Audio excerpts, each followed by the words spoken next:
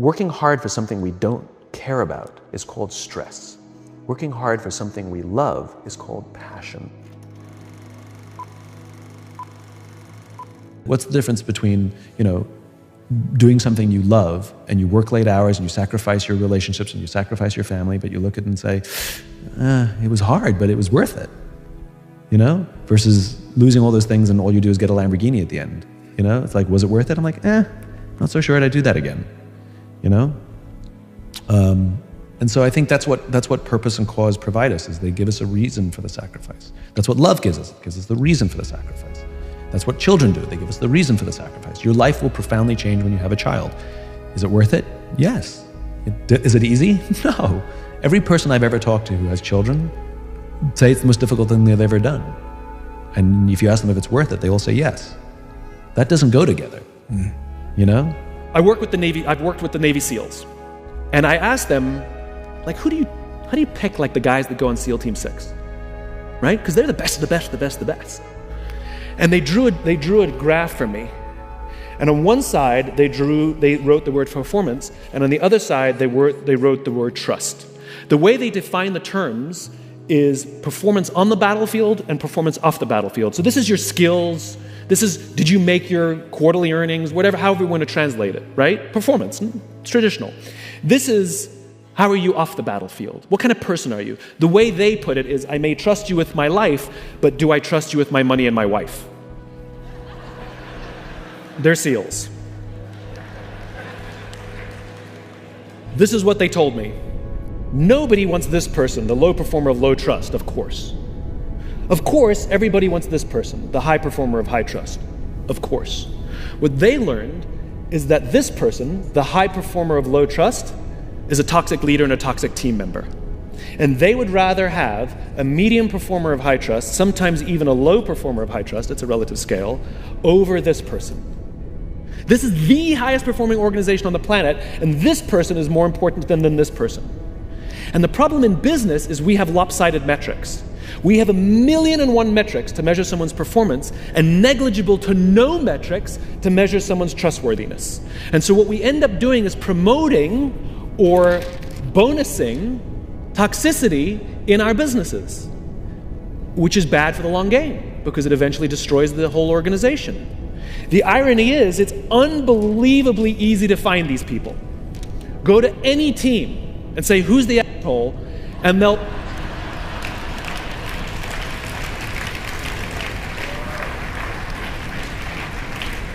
they will all point to the same person. Equally, if you go to any team and say, who do you trust more than anybody else? Who's always got your back? And when the chips are down, they will be there with you. They will also all point to the same person. It's the best gifted natural leader who's creating an environment for everybody else to succeed, and they may not be your most individual highest performer. But that person, you better keep them on your team. The human brain cannot comprehend the negative. It is incapable. Yes, it's true. I'll give you an example. Okay? No, I'll give you an example. You don't have to believe me. I'll prove it. Okay? The human brain cannot comprehend the negative. You ready? Don't think of an elephant. Oh. Hell no. You can't tell the human brain not to do something, right? And so what happens is we very often reinforce things when we put things in the negative, right? I can't get apart, right? Or I can't do this, versus I'm going to keep doing this. Right? And it's such a huge thing to convert things into the affirmative. You're supposed to do it with children as well. We're supposed to say, instead of saying to children, don't eat on the couch, we're supposed to say, eat at the table. Right? We tell people what we want them to do, not what we don't want to do. Pilots know this, right? It is well known in the pilot community that when you tell a pilot, don't hit the obstacle, they'll hit the obstacle. Because what they're doing is focusing on the obstacle. Skiers know this. If you ever seen skiers go through trees, do you know how they do that? It's very easy. It's actually surprisingly easy. If you go through trees on skis and you go, don't hit a tree, don't hit a tree, don't hit a tree, guess what you're watching? You're only looking at trees. All you're doing is seeing trees. You don't understand how anyone can ski with all these trees, right? As opposed to follow the snow, follow the path, follow the path. The only thing you see is the path. Skiers know this. If you say don't hit a tree, you'll hit a tree. You won't be able to find a path because all you see is millions of trees. If you say only follow the path, you actually don't see any trees. There's actually very sparse trees. There's plenty of path, there's plenty of snow. It's the same thing for you. If you focus on the obstacles, all you will see is obstacles. If you focus on the path through the trees, all you will see is path through the trees. It's your choice how you choose to perceive your own career. It's literally perspective. The reality is, I'm an idiot. And I'm not being flip about it. I don't understand very complicated things. And so I ask a lot of questions so that the person who's telling me something complicated, who's talking in terms as if I understand them, finance or neuroscience, I don't know what you're talking about. Right. And I ask enough questions just so that I understand it. So is what you're saying this? No, that's not what I'm saying. Well, what are you? So I'll give you a perfect example. So a long time ago, I had a client. They were a public company, and they brought me on to do some work for them, but they invited me to sit in on a meeting from the consultant that they had hired. And so all the C-level executives and me, and this consultant was giving a presentation about something, and all the C-level executives sitting there nodding and taking notes on the PowerPoint that they had printed up in front of them, and I had it as well, and I didn't understand a frickin' word of it. Yeah. Right? I was like looking around, like, and so I'd raise my hand and say, I'm really, really sorry. I know I'm the only person in this room without an MBA, but this doesn't make sense. Like, you say A plus B equals C, but based on your logic, A plus B equals D. Can you just say it again, please? I'm really sorry to slow the meeting down, everybody. And you could see the consultant getting frustrated with me and would try and explain it again. I said, I'm so sorry. And one by one, all the C-level executives said, yeah, I don't understand it either. Now, if the idiot hadn't spoken up and said, I don't understand, they all would have nodded their heads for fear of looking stupid because they didn't understand. And they would have paid a lot of money for a document they didn't understand, and they would never have used it and would have sat on a shelf. And it's because I'm okay being the idiot. Like, that's why I'm not being flip. I'm okay everybody in the room going, because I have to ask questions until I understand it. But the reality is once I can get to the point where I understand it, I can get it so simple that I understand it, and I can say it in simple terms. That means other people understand it too. So there's a lot of value being the idiot. Look, human beings, we can't help ourselves but compare ourselves to others. And comparison is the deadliest thing we can do to ourselves, because we will always come up short. And all it does is exaggerate all of our insecurities. It's okay to enjoy other people's success, but you let them live their lives and you live your life. Oh, and by the way, they're curating their social media. That's not really their life.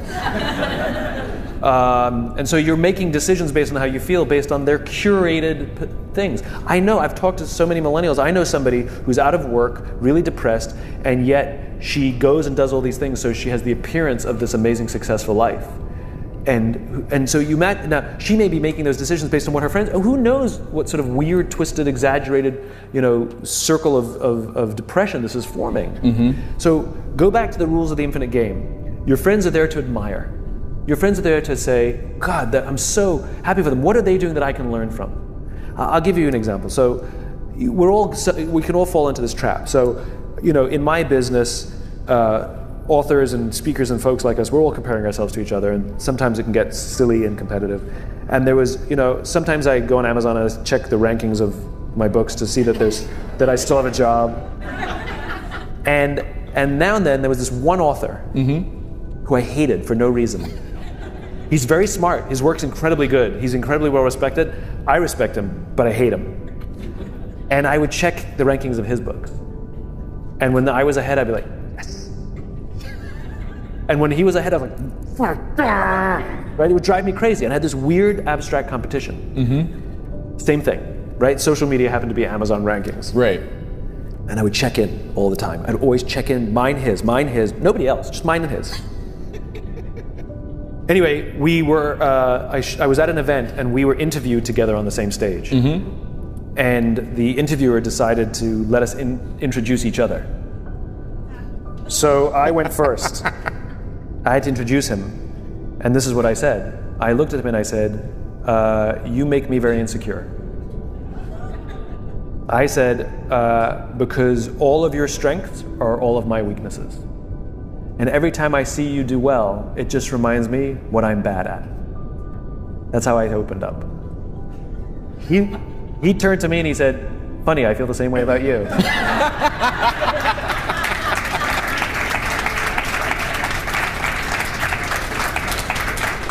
And now we love each other. Because I realized that he's really good at what I'm bad at. So by me getting to know him and really learning to love him, I'm realizing I'm getting better at those things. And I'm taking more pride in the things that I'm good at rather than thinking I have to be good at everything he's good at. Right? So it's healthy to grow our own strengths and rather than be intimidated by the strengths of others. The Navy SEALs are one of the highest performing organizations on the planet, and a former Navy SEAL was asked, who makes it through BUD/S? Who makes it through the selection process to become a SEAL? And he said, I can't tell you who gets through, who makes it, but I can tell you the kind of people who don't make it. He said the star college athletes that never have been really tested to the core of their being, none of them make it through. He said the preening leaders who like to delegate everything, none of them make it through. He said the big tough guys that come in with huge muscles, covered in tattoos, who want to prove to everyone how tough they are, none of them make it through. He said some of the guys that make it through are skinny and scrawny. He said some of the guys who make it through, you will see them shivering out of fear. He said, but every single one of them who makes it through, when they're emotionally exhausted, when they're physically exhausted, some way, somehow, they're able to dig down deep inside themselves to find the energy to help the person next to them. Service. Service. Giving to another, having their back, is what makes the highest performing teams in the world. Not their strength and not their intelligence. It's their willingness to be there for each other. What vulnerability means is you create an environment in which someone feels safe enough to raise their hand and said, I don't know what I'm doing. You've given me a job and I haven't been trained to do it. I need help. I made a mistake. I screwed something up. I'm scared. I'm worried. All of these things no one would ever admit inside a company because it puts a target on your head in case there's another round. And so we keep it to ourselves. And how can a company ever do well if nobody's ever willing to admit they made a mistake, that's scared, or they don't know what they're doing? And so we've literally created cultures in which every single day, everybody comes to work and lies, hides, and fakes. And we're asking our youngest generation to work and succeed and find themselves and build their confidence and overcome their addiction to technology and build strong relationships at work. We're asking them to do this, and these are the environments we've created. We keep saying to them, you're the future leaders. We're the leaders now. We're in control. What are we doing? This is what empathy means. It means if there's an entire generation struggling, maybe it's not them. It's like, the only thing that the common factor in all my failed relationships? Me. Same thing. Oh, we just can't get the right performance out of our people. Maybe it's you. Right? It's not a generation. It's not them. They're not difficult or hard to understand. They're human beings like the rest of us, trying to find their way, trying to work in a place where they feel that someone cares about them as a human being. By the way, that's what we all want. In other words, it's not even generational. It's all of us. This is the practice of empathy, that if we're struggling to communicate to someone, if we're struggling to help someone be at their natural best, I'm tired of people saying to me, how do I get the best out of my people? Really? That's what you want? They're like a towel, you just wring them. How can I get the most out of them? No, how do I help my people be at their natural best? Right? We're not asking these questions. We are not practicing empathy. We have to start by practicing empathy and relate to what they may be going through. And it will profoundly change the decisions we make. It will profoundly change the way we see the world. Someone's driving to work. You're driving to work. And someone wants to cut into your lane. What do? Do you pull your car up or do you let them in? Most of us pull our cars up and go like this. You wait your turn. Now let's practice empathy. I don't know, maybe they've been out of work for 6 months. Maybe they had trouble getting the kids out to school this morning and now they're running late for a really important interview and they just have to get to this interview and they're gonna cut into our lane. Or maybe they're just a bastard, I don't know. But that's the point. We don't know. We don't know. And the practice of empathy will say, I'll let them in and I'll arrive to work 1 car length late. Right? We don't always have to be right. We don't always have to be in charge. We don't always have to be the one who succeeds. It's not about winning or losing. Go after the things that you want. Let me tell you a story. So a friend of mine and I, we went for a run in Central Park. The Roadrunners organization, on the weekends, they host races. And it's very common at the end of the race, they'll have a sponsor who will give away something, apples or bagels or something. And on this particular day, when we got to the end of the run, there were some free bagels. And they had picnic tables set up, and on one side was a group of volunteers. On the table were boxes of bagels, and on the other side was a long line of runners waiting to get their free bagel. So I said to my friend, let's get a bagel. And he looked at me and said, the line's too long. And I said, free bagel.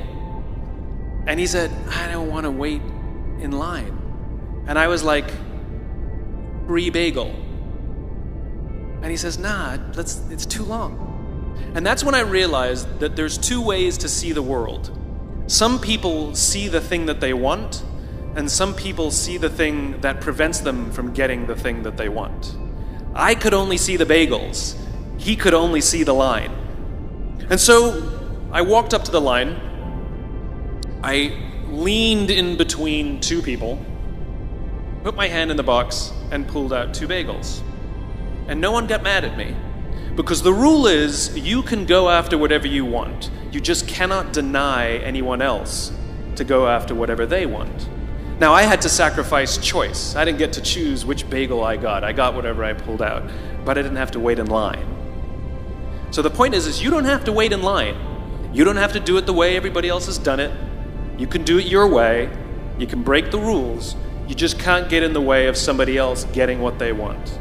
I keep meeting these wonderful, fantastic, idealistic, hardworking, smart kids. They've just graduated school. They're in their entry-level job. I sit down with them and I go, how's it going? They go, I think I'm gonna quit. I'm like, why? They're like, I'm not making an impact. I'm like, you've been here 8 months. You know? It's as if they're standing at the foot of a mountain and they have this abstract concept called impact that they want to have in the world, which is the summit. What they don't see is the mountain. I don't care if you go up the mountain quickly or slowly, but there's still a mountain. And so what this young generation needs to learn is patience. That some things that really, really matter, like love, or job fulfillment, joy, love of life, self-confidence, a skill set, any of these things, all of these things take time. Sometimes you can expedite pieces of it, but the overall journey is arduous and long and difficult. And if you don't ask for help and learn that skill set, you will fall off the mountain, or you will, the worst case scenario, and we're already seeing it, the worst case scenario is we're seeing an increase in suicide rates, we're seeing an increase in this generation, we're seeing an increase in accidental deaths due to drug overdoses, we're seeing more and more kids drop out of school or take leaves of absence due to depression. Unheard of. This is really bad. The best case scenario, those are all bad cases, right?